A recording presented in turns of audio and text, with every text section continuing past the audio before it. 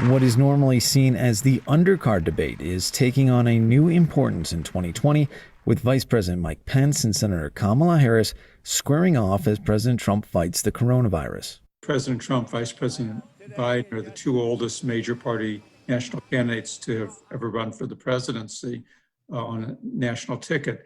Attracted some attention to the vice presidency.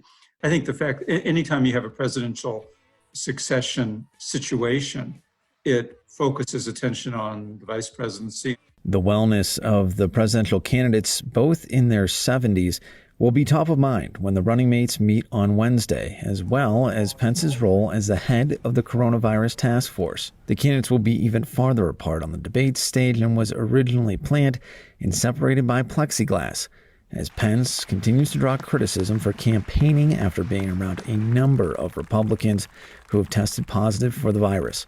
It's a notion the campaign has rebuffed. We have a month to go. We see Joe Biden and Kamala Harris out there campaigning. Certainly, they're not asking for a remote debate. Harris and the Democrats have picked up in-person campaign activities in recent weeks, including plans to begin knocking on the doors of potential voters. They enter the final month of the campaign with a firm lead in national polling, aided by negative marks President Trump received after a combative first presidential debate. That is likely to only increase the pressure on Pence for a strong showing. The president told me he was headed back to the White House. He told me to head to Utah. And we're looking very much forward to the vice presidential debate. He'll take on a former prosecutor in Harris who participated in a number of debates during the Democratic presidential primary last year. But this is the first one where she can expect to spend most of her time defending a record other than her own.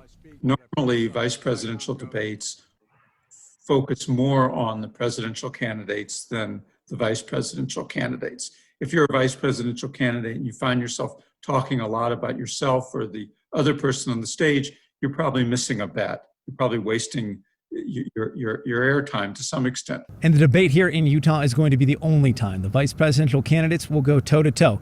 And with questions remaining about the two other presidential debates still on the schedule, it's possible this is the last presidential debate before Election Day, at least the last debate that will happen in person. Andrew Rafferty, Newsy, Salt Lake City.